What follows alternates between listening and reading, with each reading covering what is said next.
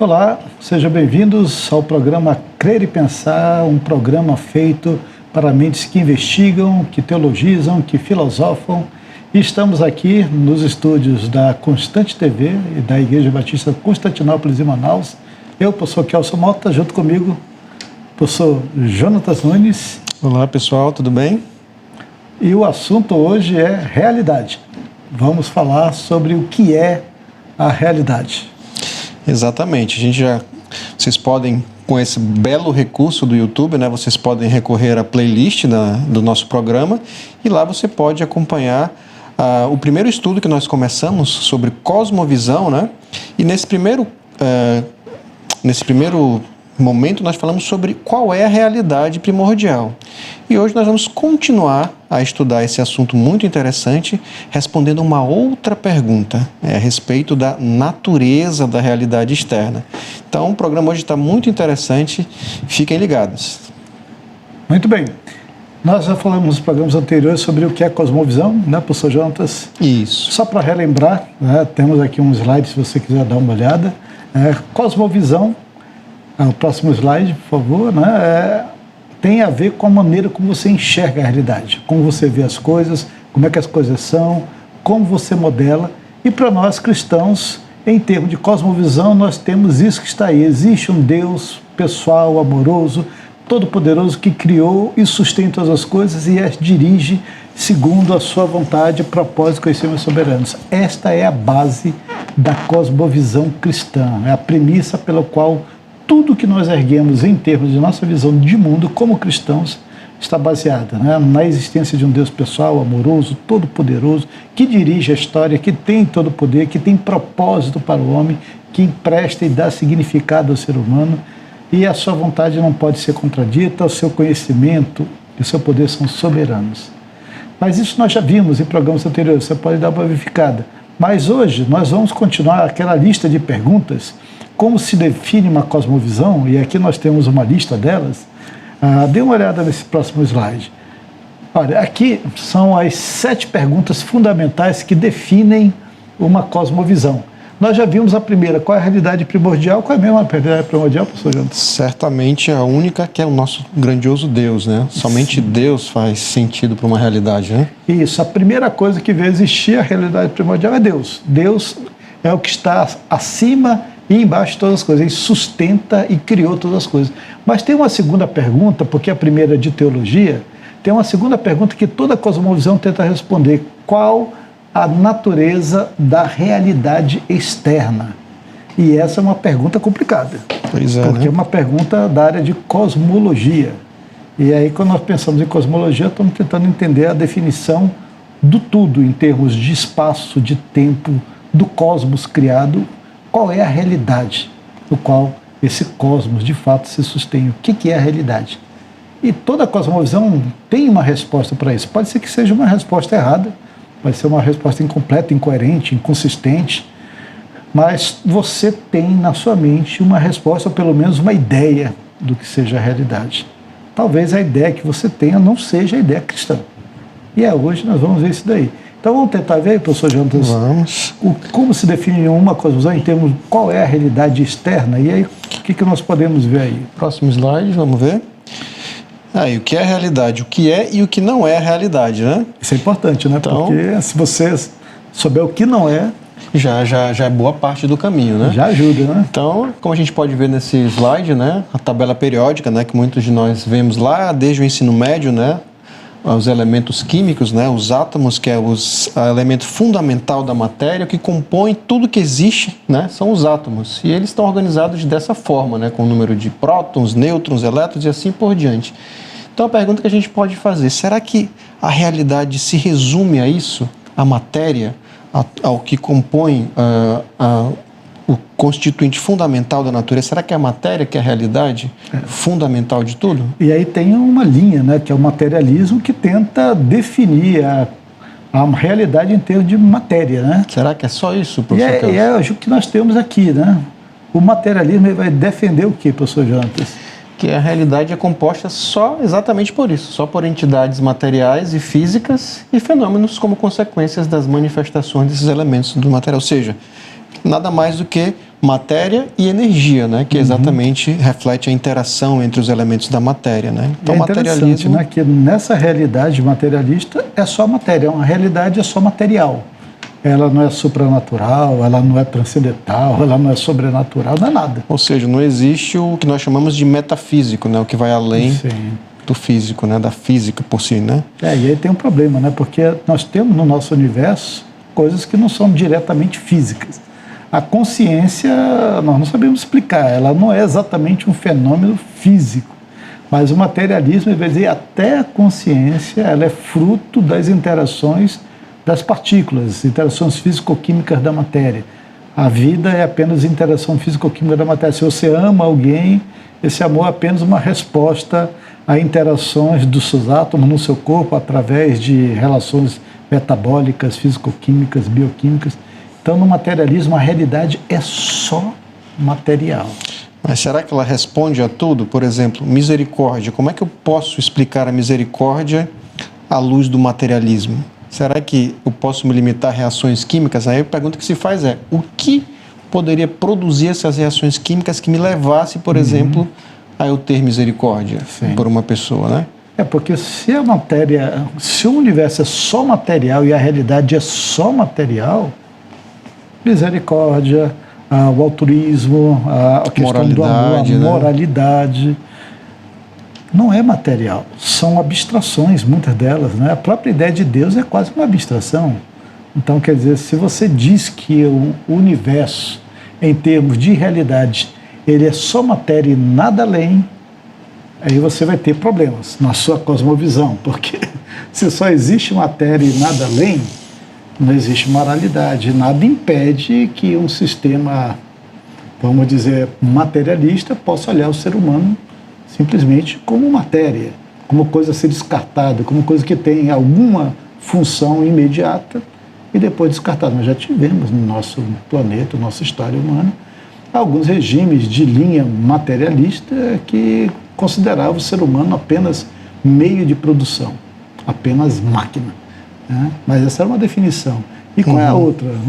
Mas a gente pode pensar o que não é realidade. Então, para ampliar essa discussão, a gente precisa saber então o que é e o que não é realidade, né? Que é exatamente o nosso próximo slide, né? Pode passar? Então, a realidade se resume a tudo que é verificável cientificamente. Então, quem que vai dizer isso?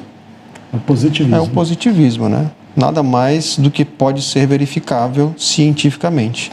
Essa é uma outra maneira de você definir realidade. Você passa a dizer o seguinte: realidade é tudo aquilo que eu posso medir, colocar num tubo de ensaio, eu posso mensurar, posso graficar, posso chegar a alguma relação gráfica linear, com alguma correlação geral. Se eu consigo fazer isso, isso é real. Quem vai falar isso é uma corrente chamada positivismo. O positivismo ele vai dizer o seguinte, que a realidade ela é limitada ao que é empiricamente observável e mensurável, baseado em fatos verificáveis e leis científicas. E aí nós temos uma interrogação, né? Porque as leis científicas não podem verificar todas as coisas. E aí chega o mesmo problema que você falou antes, né? Exato. Misericórdia, a gente pode verificar cientificamente. Colocar num tubo de ensaio e verificar se ela é real, né? Se é um... ela é um fato reproduzível do ponto de vista laboratorial? Não. Exato. Podemos medir as consequências de uma pessoa misericordiosa, mas isso não... São efeitos, né? Não são causas, né? Não são a natureza em si, né? Sendo manifestada, né? A moralidade como fenômeno, ela pode ser mensurada, definida, trabalhada, reproduzida em laboratório? De forma alguma. Eles tentam, existe uma linha que tenta justificar, por exemplo, a questão da misericórdia e altruísmo como uma forma de evolução, né? Para preservar a espécie. Mas qual é o problema de tentar usar esse argumento, professor? O problema é você tentar usar esse argumento, é que você está dizendo que a matéria que não tem moralidade, que não tem sentimento, que não tem emoção, que é matéria, evoluiu a ponto de gerar uma abstração não material. Aí olha um problema. Essas coisas só são matéria, matéria só pode evoluir para matéria. Então, o que nós temos é justamente uma realidade em que há coisas, há eventos, há fenômenos, há abstrações que não podem ser empiricamente observadas, empiricamente medidas, mensuradas, não podem ser verificadas a priori. Podemos verificar a posteriori, mas a priori não. Então, quer dizer, o positivismo é, na verdade, o que nós chamamos hoje em dia do cientificismo moderno. Sim. Né? Coloca-se a ciência como guardião da lei, guardião da verdade. O que a ciência pode verificar é real. O que a ciência não pode verificar não é real. Só que a ciência é um método de buscar a verdade. Não, e o curioso é o seguinte, né? E como é que nós podemos encaixar isso, por exemplo, na linha do tempo, né? Então, quer dizer, o que é realidade para nós hoje não era realidade para 100 anos atrás, onde a ciência e a tecnologia eram precárias a ponto de não poder, por exemplo, medir ou detectar algo? É verdade. Então, quer dizer então que a realidade é uma função do tempo. Quanto mais recurso científico, quanto mais capacidade tecnológica para se medir alguma coisa, então mais realidade eu vou ter. Século XIX não existia a realidade quântica, né? Não, então o que dizer da era antes de Cristo, por exemplo? Uma ciência altamente primitiva, né? Pré-ciência moderna. O que era a realidade então? Nada? As pessoas não viviam no mundo real, né? O positivismo, ele é, na verdade, uma filosofia que tenta, na verdade, colocar o empirismo, de certa forma, né, em primeiro lugar, e esse empirismo agora sendo medido. E aí entra o cientificismo, positivismo. É interessante em termos de meios de produção, positivismo? Mas quando você tenta emplacar o positivismo para explicar essa questão fundamental da realidade... Sim, é muito precário, muito precário. E ele acaba colocando a realidade numa caixinha. O que eu posso medir é real, o que eu não posso não é real. Um exemplo simples, né? Os planetas do sistema solar. Quer dizer, então, que antes da descoberta deles pelos equipamentos científicos, pela própria ciência, então não existia, sei lá, planeta Júpiter, só porque eu não era capaz de medir naquela época? Não é verdade? O positivismo, no final, ele vai ser usado bastante no ateísmo, né? Quando eles vão dizer assim, Deus não existe porque a ciência nunca provou que Deus existe, nunca mediu. E eu já vi cientistas, inclusive na internet, dizendo assim, se eu não posso colocar Deus num tubo de ensaio e medir, ver suas propriedades, ver suas reações, porque ele não existe.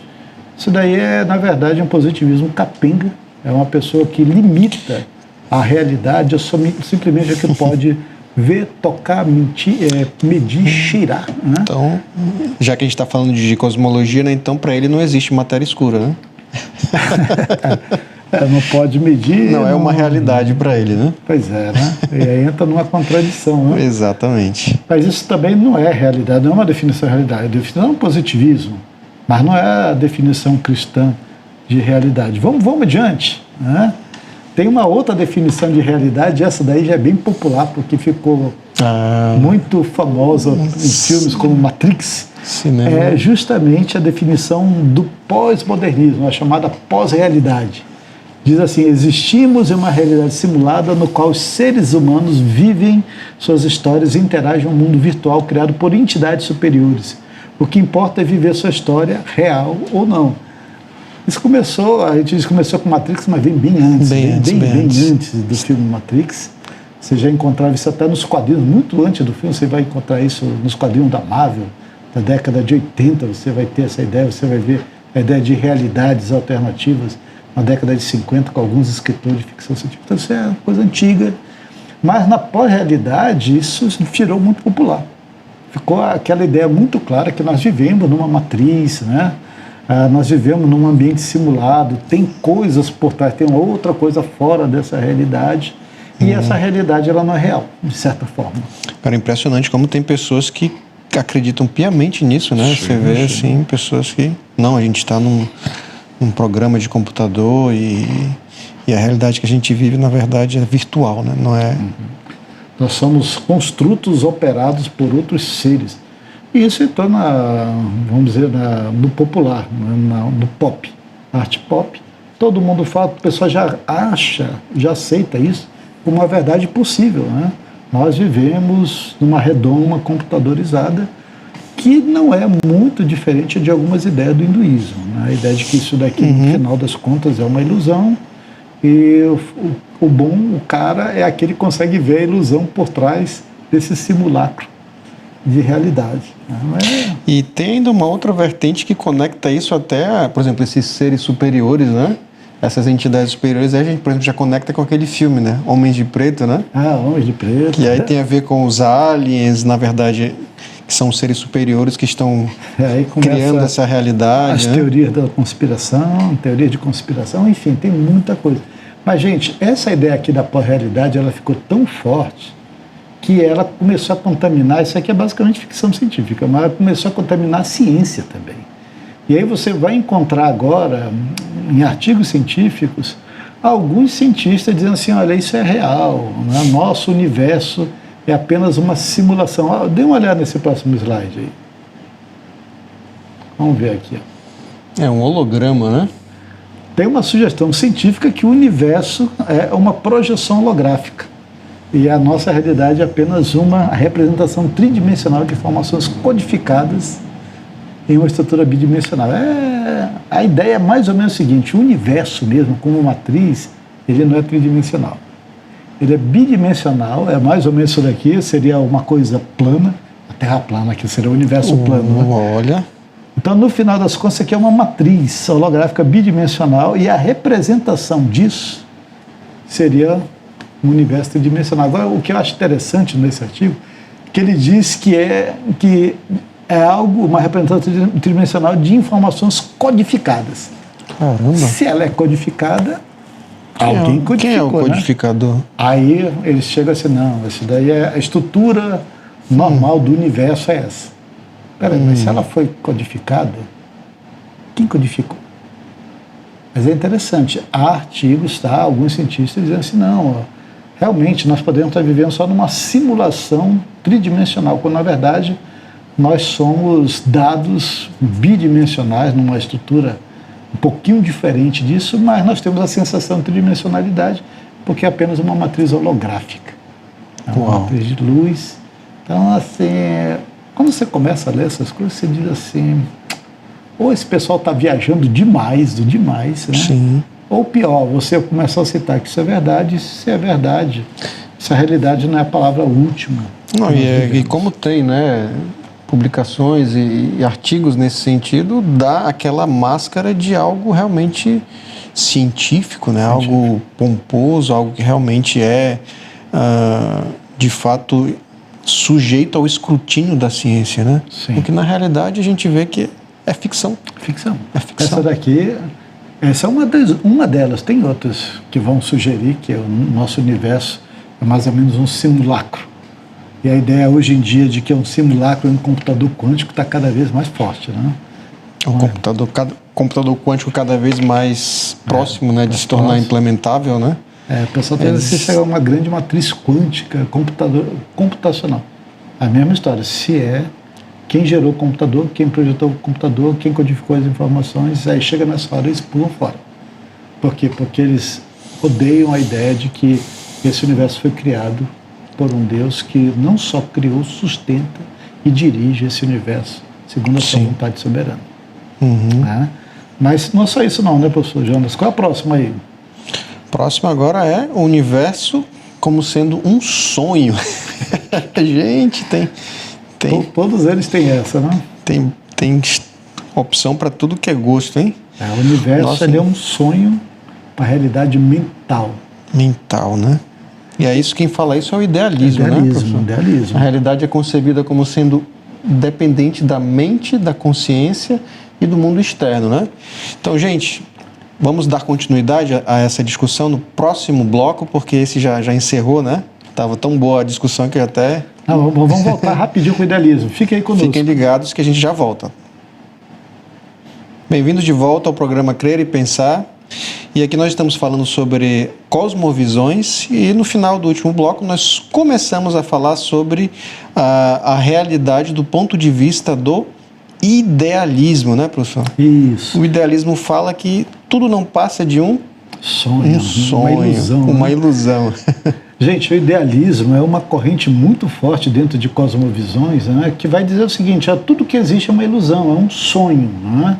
A realidade existe enquanto estou acordado, enquanto eu percebo. Na verdade, eu sou o senhor de toda a realidade.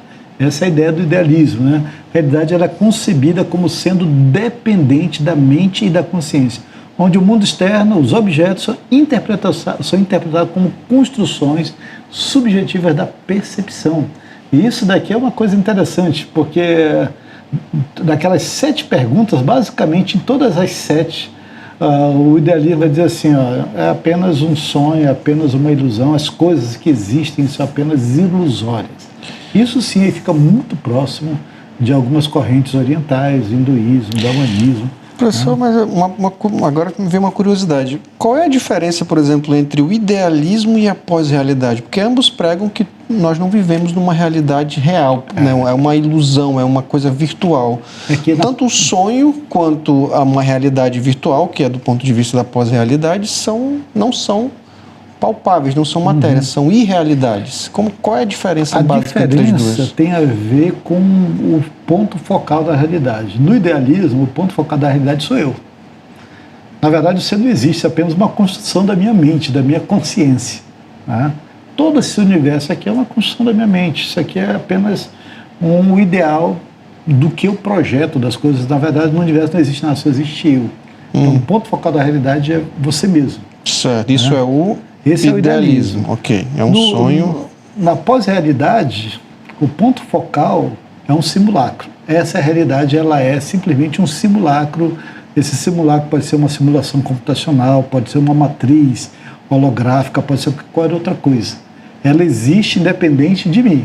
Se eu morrer, se eu dormir ou não, essa simulacro continua. No idealismo, tem até piadas com o idealismo, é o seguinte, e se eu morrer, né? Acaba o universo. Acontece? Aí o pessoal vai dizer assim, não, acaba o universo porque você é o universo. Sim. Então não existe mais nada. E se eu durmo? O que acontece enquanto eu estou dormindo? A pessoa diz assim... Deixa de existir o universo. Deixa de existir, ou não importa o que aconteça, porque ela só vai se reiniciar quando você, de novo, estiver pensando. Então, quer dizer, tem a ver com ponto focal. Ponto focal de um simulacro que existe independente do ser. E no idealismo, todas as coisas, na verdade, são subjetivos ao próprio ser. Então, por exemplo, o meu próximo, na realidade, ele não existe.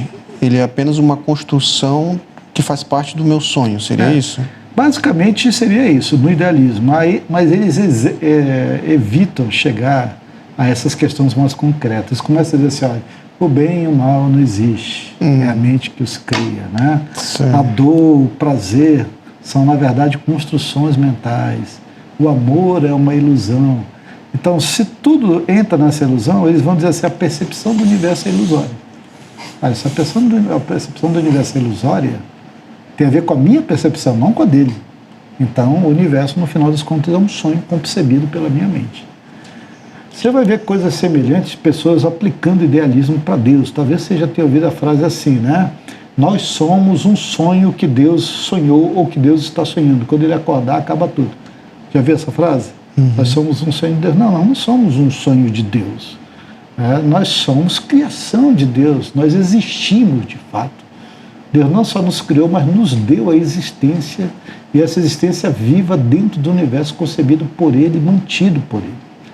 Nós não somos um sonho de Deus, não?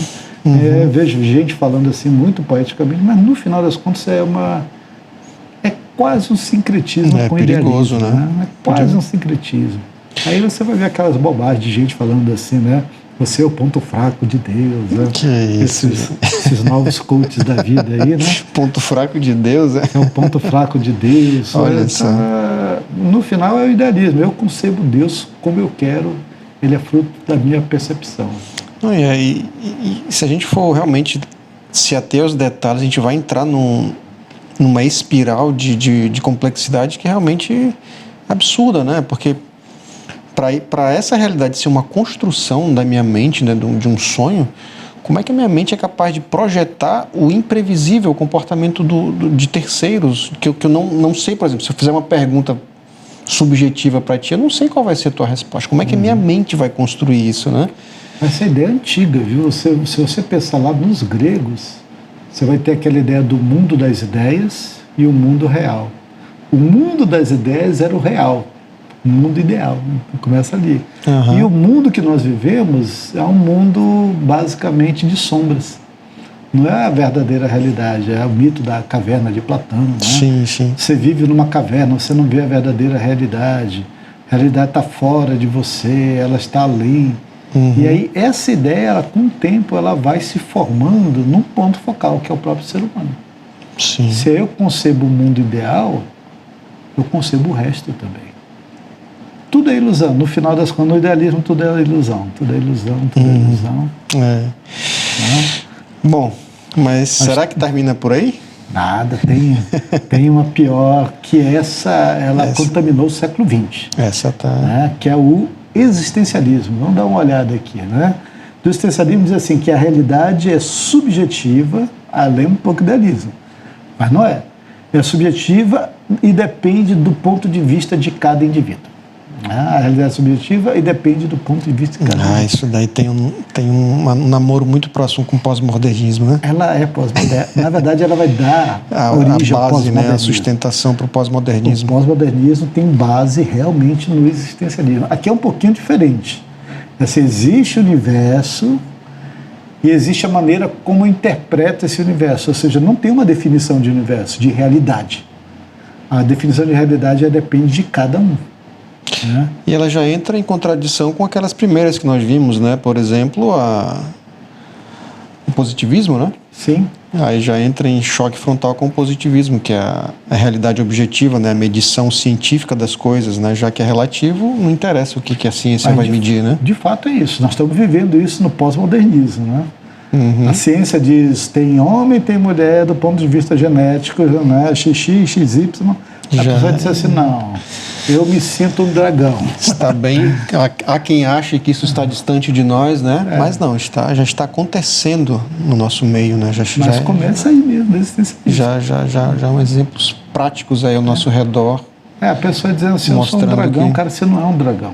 Não, sou uma criança, né? Eu sou uma criança, você tem 70 anos. Não, eu me sinto como uma criança, portanto eu sou uma criança, vocês têm que aceitar que eu sou uma criança. Aquele caso lá, né, de um senhor, né, de 40 e poucos anos, né? Acho que um pouco mais, acho que 55. Que se achou uma criança, e se achou uma mulher e uma criança, né? Era só criança. Disse que era uma mulher e uma criança de 6 anos, ainda teve um casal doido. Isso que eu ia falar. Eu não sei qual dos dois grupos é o pior, né? Se é a pessoa ou se é a família que considerou ele como uma criança e adotou, né? Mas é isso aí, ó. O existencialismo vai dizer que a realidade é definida pela existência individual e pela experiência subjetiva, enfatizando a liberdade de escolha e a responsabilidade pessoal. Então, qual a definição de realidade? Cada um tem uma definição. A realidade é totalmente subjetiva, ela não é mais concreta, ela não é autônoma, ela depende da sua própria visão. Isso começa no existencialismo, gente. O existencialismo não é o pós-modernismo. Mas no existencialismo você ainda pode pensar em questões assim, de certo, de errado, de bem, de mal. Né? Mas a realidade ela começa a se desintegrar, o conceito de realidade.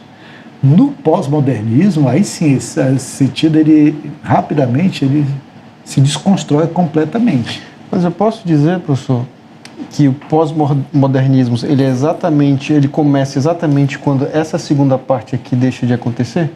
Sim. Sim. Ou seja, aqui pelo menos no existencialismo ainda existe a preocupação de enfatizar a responsabilidade, né? Já no pós-modernismo não, né? Você não tem mais responsabilidade sobre as escolhas que você... Não. É os outros que têm que aceitar, que admitir, e você não pode, né? No pós-modernismo, a realidade se tornou fluida.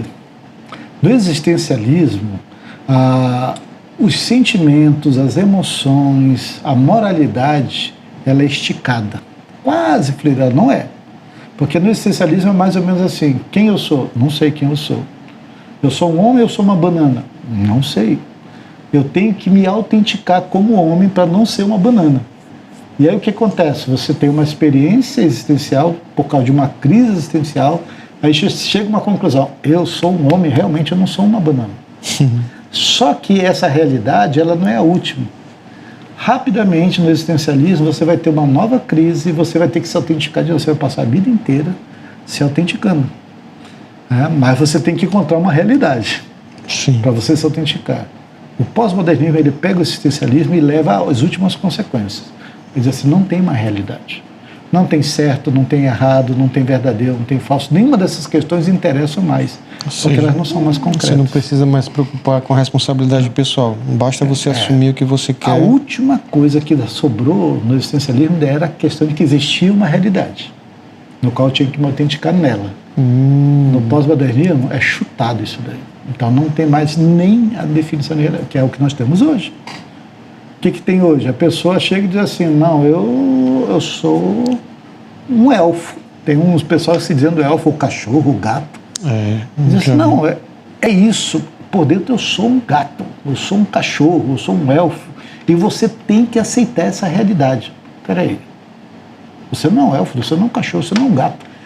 É como eu me sinto e você tem que aceitar a minha visão de realidade. Então, quer dizer, a realidade, ela passou a ser subjetiva. Então, ela deixou de ser autônoma, deixou de ser concreta e ela deixou de ser real. Por quê? Porque você tem que aceitar algo que não é real, que está apenas na cabeça daquela pessoa, e você tem que conviver com uma realidade que, na verdade, é uma irrazão, uma coisa irracional. E aí todo mundo com medo de ofender todo mundo, ninguém quer falar nada, aí você vai encontrar essas manifestações de pessoas que se identificam como cachorro, se identificam como mulher, se identificam como homem, como elfo, como alienígena, e outras loucuras por aí, né? Tem misturas disso daí. É uma loucura mesmo. Ó, uma coisa interessante, ainda dentro dessa questão da realidade, passa o próximo slide aqui, né? É isso daqui, basicamente. Ó. Você tem basicamente essas três juntas aqui, né? Que nesse quadrinho aqui, pensando na vida, tá? Sim, Renê, não somos de verdade, somos personagens de uma tirinha postada na internet, não estamos vivos, não nascemos, somos apenas pixels. Interessante. Isso aqui é metalinguagem. Legal. Né? Somos uma criação artística que nasceu na mente de alguém, essa pessoa nos fez como animais fofinhos, nos deu nomes e algumas características e, de certa forma, vivemos no pensamento de quem nos criou. Isso daqui é basicamente pós-realidade. Né? Mas se foi uma inteligência artificial, por Asimov, né? Vira essa boca para lá. Então aqui entra a ideia de idealismo, a ideia de existencialismo, a ideia aqui de pós-realidade. Está tudo aqui dentro. Bem condensada, né? E tem basicamente essas três definições dentro disso daqui, ó. Philip K. Dick é um cara famoso na área de ficção científica. Um autor bem famoso, ele diz o seguinte: a realidade é aquilo que, quando você para de acreditar, não desaparece. É uma resposta contra o idealismo. Porque no idealismo, quando você parou de acreditar, deixou, né, de ser. Era só um sonho, parou de sonhar, deixou de existir. Einstein falou essa frase, alguns dizem que não é dele, mas já vi em mais de 3 lugares, citando inclusive a fonte. Diz assim: a realidade é apenas uma ilusão. Isso aqui é idealismo. Embora uma ilusão muito persistente. Então a gente pode considerar Einstein um idealista? Einstein, na verdade, é difícil a gente dizer o que ele era, viu? Porque às vezes se mostra agnóstico, às vezes se mostra ateu, às vezes ele se mostra um teísta. Tinha uma às vezes eu desconfio que ele falava, enigmática, né? Ele jogava para a plateia. Realmente. Jogava para a plateia. Porque tem frases dele para todos os gostos, né? Para os teístas, falsas, ateístas. Né? Tem essa também, né? O hinduísmo vai dizer basicamente o quê? O idealismo na sua forma mais pura. Você é a realidade última. Não tem Deus, não tem matéria, não tem nada, tem você. Você deixou de pensar, você morreu, a realidade feneceu. Pois é, né? Mas aí entra naquele problema, né? O que é ou quem é você, né? Aí fica... Não respondeu a pergunta, né? Ficou ainda com um vácuo nessa questão. Agora, a definição boa de realidade é essa daqui. Essa sim. A realidade pode ser definida como a existência objetiva e factual das coisas, eventos e fenômenos que ocorrem independentemente da nossa percepção. Independentemente da nossa percepção ou da nossa interpretação, é a natureza do mundo externo, gente, das experiências concretas que podemos observar e vivenciar. Essa é a realidade. Ela está além de nós, nós vivemos dentro dessa realidade. Ela não vem de nós não somos o ponto focal, ela não é uma construção codificada de um computador, de um alienígena, né? Ela é de fato uma criação de Deus, ela é mantida por Deus, ela é sustentada por Deus, mas as coisas que acontecem dentro dessa realidade elas são concretas, são reais, são verdadeiras, são significativas, inclusive do ponto de vista da eternidade. Então, para nós cristãos, A realidade, ela é de fato uma existência objetiva, ela é factual e ela é independente da nossa percepção e interpretação. Você pode interpretar como quiser a realidade, vai continuar sendo mesmo. Você se joga do avião e diz assim, eu não estou caindo não, eu estou flutuando. O chão vai alcançar você, a realidade da queda vai te alcançar. Não importa o que você diga. Não tem como. Então, a gente poderia, por exemplo, conectar com o positivismo, né? O positivismo, então, ele só contempla um pequeno aspecto, né, da realidade, né, que é aquilo que é a matéria e energia. Não deixa de ser verdade, obviamente, é óbvio, né? Porém, da realidade. Apenas um pequeno aspecto, né, da realidade. A realidade é muito mais do que matéria e energia, né, como a gente pode... Se a gente for pensar a realidade em termos físicos, nós temos matéria, energia, tempo, espaço informação, que não é mais material. Aí já é um problema, não é material, daí a gente não sabe a origem da informação. Quer dizer, a gente sabe, né? Mas a ciência não tem como explicar a origem da informação. Isso. E temos outras realidades que estão além da própria realidade da consciência, da mente, que não pode ser apenas um construto material. Então, quer dizer, se você tentar definir realidade em termos não cristãos, você vai cair em algum dessas definições que elas são becos sem saída. Se você é só matéria, você não tem valor intrínseco. Se essa realidade é só um sonho, tudo que você está vivendo aqui também não tem um valor real. É simplesmente uma bobagem. Se você está vivendo numa matriz que está sendo manipulada, controlada por vocês a partir de um sistema codificado, você não tem nenhuma realidade. Todas as suas escolhas, no final das contas, elas são apenas o quê? Direcionadas por um sistema. E assim por diante. E se você está no existencialismo, depende da sua maneira de ver. Mas, vamos lá? Mas, gente, vamos tentar agora, no próximo bloco, ver qual é a resposta das Escrituras sobre a realidade. Então, fique conosco, voltamos já, 2 minutinhos. Bem-vindos de volta ao programa Crer e Pensar. E dando continuidade à nossa discussão sobre cosmovisão, especificamente falando sobre realidade, nós vimos, né, as diversas incongruências das visões de realidade que nós vemos mundo afora, né? Então nós vamos dedicar agora esse bloco à resposta bíblica, a resposta que traz coerência. Como é que o teísmo cristão responde a essa pergunta do que é a realidade? Muito bem. O teísmo cristão responde essa pergunta da seguinte maneira. Primeiro, a realidade externa criada por Deus é fundamentalmente material. Ela é fundamentalmente material. Parece materialismo, pois é, né? Mas está falando que nós vivemos no universo material. Isso aqui não é ilusão, não. Isso aqui é mesa, isso aqui tem átomo, isso aqui tem partículas, tem campo de força. Essa realidade não é um simulacro de computador, ela é real, ela é fundamentalmente material. Então a sua natureza é material. Se ela é material, significa que ela pode ser mensurada, pode ser sentida pelos meios materiais, ou seja, parece positivismo, ou seja, sim, eu posso medir, eu posso mensurar essa realidade, mas essa realidade material, e aqui a gente tem que tomar cuidado, ela não é espiritual, mas há um vínculo entre matéria e espírito, há uma realidade espiritual que transcende o material. Por que ela não é espiritual? Porque aí você vai pegar algumas visões, principalmente religiões ali orientais, que vão dizer que essa matéria, toda ela, que não existe, esse universo é apenas uma emanação de uma divindade. Então esse universo, na verdade, é espiritual. O cristianismo diz assim, não, esse universo não é espiritual. Há, sim, uma realidade espiritual além dessa realidade material. Mas essa matéria, ela não é uma emanação de uma divindade. Porque se ela for uma emanação de uma divindade, ela é divina. E a matéria, ela não é divina. De jeito nenhum ela é divina, né? Agora nós temos pelo menos 3 textos bíblicos que falam sobre isso. O que é que a gente pode ver aí, professor João? Primeiro está em Isaías, né, no capítulo 45, versículo 18, que nos diz, né?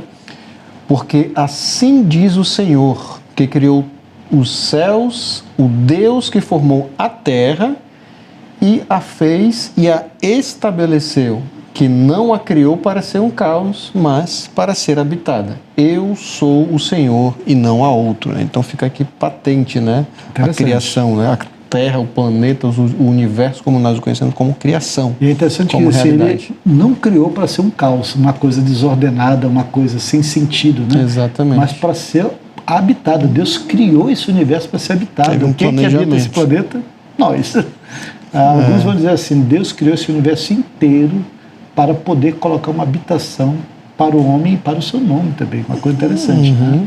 Mas é Deus que fez. E tem um outro aqui, em Salmo 102, 25, que vai dizer justamente assim, ó, em tempos remotos lançaste os fundamentos da terra, os céus são obras das tuas mãos. Então Deus estabelece, Deus lança os fundamentos da terra, podemos entender assim, o fundamento do cosmos como um todo. Então isso não é uma projeção holográfica de jeito nenhum, é algo que foi estabelecido, foi lançado por Deus. Não é uma matriz, né? Não é uma matriz. E tem Neemias, né? Neemias, eu gosto muito desse aqui, diz: só tu és Senhor, tu fizeste o céu dos céus e todo o seu exército, a terra e tudo quanto nela há, os mares e tudo quanto neles há, e tu os preservas a todos com vida, e o exército dos céus te adora. Interessante que aqui ele engloba todas, né, não só a nossa realidade material, como a realidade espiritual, né? Então esse texto aqui de Neemias, acho que ele dá um desfecho perfeito para a nossa discussão, né? Isso. Quando a gente fala de realidade, gente, a gente tem que lembrar que quando estamos tentando responder a pergunta o que é realidade. Realidade do ponto de vista da percepção humana, né? Então, o teísmo cristão vai dizer essa realidade ela é fundamentalmente material. Mas ele também vai dizer assim, existe-se uma outra realidade. Uma realidade espiritual, ela toca esta realidade em alguns aspectos. Mas a realidade ela não é divina. Ela não pode ser, porque isso é uma ideia de religiões orientais. É basicamente ou um animismo ou um panteísmo. Muitos deuses trabalhando com aspectos diferentes de uma realidade divinizada, ou o animismo, onde, na verdade, essa realidade ela é habitada por espíritos, ela é divinizada em muitos aspectos. O cristianismo vai dizer assim, não, nós não aceitamos isso. Especificamente falando, né, do panteísmo, existe hoje, né, uma vertente que segue, né, essa linha, né, especialmente aqueles que adoram a terra, né, a questão da preservação da terra, o que é importante, né, o que é fundamental, mas tem uma relação muito estreita com o panteísmo que é perigosa, né? Sim. E acho que nós temos que tomar cuidado com isso, né? Porque apesar de nós termos que ter o cuidado com o planeta e tudo mais, o planeta não é em si um Deus, né? Como o panteísmo prega, né? Deus é tudo e tudo é Deus. A gente deve fazer isso pelas razões corretas, né? Porque é uma criação de Deus, né? E por conta disso nós temos que preservá-la e cuidá-la, né? Sim. Não como um Deus. Nós, para quem não sabe, tanto eu como o professor Jonathan já moramos em Porto Alegre. Por sinal, moramos na mesma época, acabamos tendo amizade lá em Porto Alegre. Isso que ele está falando me lembra o Guaíba, o Lago do Guaíba, né? O Largo do Guaíba. Sim. Chegava às 4, 5 da tarde, é um lugar muito bonito em Porto Alegre. As pessoas iam para lá para ver o pôr do sol e eu ficava chocado com pessoas em posição de êxtase, né? Assim, para o sol, enquanto ele estava se pondo, e no final o pessoal batia palmas para o sol. E você via ali pessoas em atitude de adoração a uma estrela. Sim. Né? E quer dizer, é um paganismo, né? Não eram todos, mas todo final de dia o pessoal bater palma para o sol porque ele está se pondo. É basicamente uma cosmovisão em que essa realidade, ela de alguma forma, ela é divinizada. E o cristianismo vai dizer não. Tanto é que quando o pecado entra neste mundo, estou falando agora do mundo como cosmos, toda a criação ela passa a sofrer os efeitos do pecado, né? E ela está esperando ser redimida, ser retirada do cativeiro pelo qual ela foi colocada. Então, sim, essa realidade ela não é divinizada de jeito nenhum, né? Mas tem mais. Vamos ver o próximo slide? Vamos ver os pormenores dessa realidade externa, né? A questão da materialidade da realidade, né? Sim. Então, primeiro, se ela é fundamentalmente material, ela foi criada e é sustentada por Deus. Deus criou essa realidade não de uma matriz holográfica, não de uma codificação matricial, não de um sonho da mente de uma criatura vagante, né? ela foi criada por Deus a partir do nada. Não é a partir do nada não, porque o nada não é nada. Do nada, não é? Deus cria esse universo. Nós temos alguns versículos para isso daqui que a gente já pode ver. Ela não é parte dele, não é parte dele. Esse universo não é parte de Deus. Ela não é uma emanação de Deus, porque ela não é divina, e ela não é autônoma, ela não funciona independente de Deus, ela não é um moto perpétuo. E isso aqui é importante dentro do cristianismo, porque Deus sustenta essa realidade. E é um problema até mesmo para nós de física. As coisas estão pairando no espaço, no éter, no nada. Todas as coisas estão se movendo no espaço, se movendo, a gente não sabe se estão caindo ou se estão indo para algum lugar, mas o fato é que esse universo é sustentado. É sustentado. E a palavra diz, se Deus retirasse o seu espírito, todos os seres vivos morreriam. Se ele deixasse de sustentar esse universo, ele colapsaria. Né? Sim. Então, como é que a gente pode ver aqui? Né? João 1, de 1 a 3, versículo famosíssimo. Do princípio era o verbo estava com Deus, e o verbo era Deus, ele estava no princípio com Deus, todas as coisas foram criadas por intermédio dele, e sem ele nada do que foi feito se fez. Criação de Deus. Ele criou, no princípio. Quem criou? O verbo de Deus, a Trindade Santa como um todo. O verbo de Deus estava com Deus e era Deus. Ali temos uma ideia da Trindade. Sim. Então foi criado por Deus. O que mais? Romanos 4,17 nos diz, como está escrito, por Pai de muitas nações te constituí, perante aquele no qual creu, o Deus que vivifica os mortos e chama, olha só, a existência as coisas que não existem. Então, esse é o poder do nosso Deus, né? De chamar a existência as coisas que não existem, né? Isso é realmente algo fantástico. Essa é uma definição de poder criador. Trazer à existência, tornar real uma coisa que não era, que não existia, que não estava na mente de ninguém, que não foi pensado por nenhuma mente humana. Esse é a definição de Deus sustentando o universo. E tem mais outro aqui, né? Hebreus 1, 10 a 12. Ainda no princípio, Senhor, lançaste os fundamentos da terra, os céus são obra das tuas mãos, eles perecerão, tu, porém, permaneces. Sim, todos eles envelhecerão qual veste, também qual manto os enrolarás, e como veste serão igualmente mudados. Tu, porém, és o mesmo, e os teus anos jamais terão fim. Interessante, o universo será mudado. Se o universo, como nós entendemos, de alguma forma será renovado, a gente não sabe como, eles são obras das mãos de Deus, né? Mas todas as outras coisas perecerão. Está falando da terra, dos céus, eles perecerão, mas tu permaneces. Mas eles serão mudados, não destruídos. Isso. Quais são? Desculpa. Mas o Senhor permanece. Ele não só, aqui a gente responde a primeira questão, qual é a realidade primordial, é Deus, como também a criação dessa realidade é obra do próprio Deus. É obra do próprio Deus. Quais são os outros aspectos, então, da realidade, além do fato de ela ser criada e sustentada por Deus? Ela é ordenada e é verdadeira, né? Não é uma ilusão, não é um sonho, né? Não é uma matriz, né? Então, não é fruto, né, do acaso, né, ou processos aleatórios, como a gente já discutiu, né, em programas sobre isso, né, que é o que o evolucionismo prega, né? É mantida por leis fixas, né? Está aí o cosmos para provar isso, né? O sistema solar é um exemplo bastante patente disso, né? Se as leis não fossem fixas, né? Como é que eu poderia prever as estações e as implicações de tudo isso, né? Por ser ordenada, ela pode ser estudada e apreendida, né? Isso eu acho um tópico muito importante, muito interessante, especialmente para nós cientistas, né? Que é uma coisa que não está como a gente pode observar no mundo antigo, né? Por exemplo, a gente vê a China, né? Por que a ciência não começou com a China, né? que é muito mais antigo do que a Europa ocidental, né? Exatamente por causa da visão da criação que era diferente, né? Que era uma coisa divina e você não podia estudá-la, né? Já a natureza do ponto de vista cristão, não. Por ela ser obra de um ser infinitamente inteligente, ela é inteligível. E uma vez que ela é inteligível, eu posso estudá-la, eu posso apreendê-la, né? Eu posso Isso conhecer é um mistério, mais. né? Como é que seres materiais podem apreender o conhecimento sobre o universo? É como se o universo fosse criado de forma tal que nós, seres que existem nesse universo, tivéssemos capacidade de entendê-lo. Ou seja, o universo ele é inteligível e nós fomos criados com a capacidade de entender esse universo.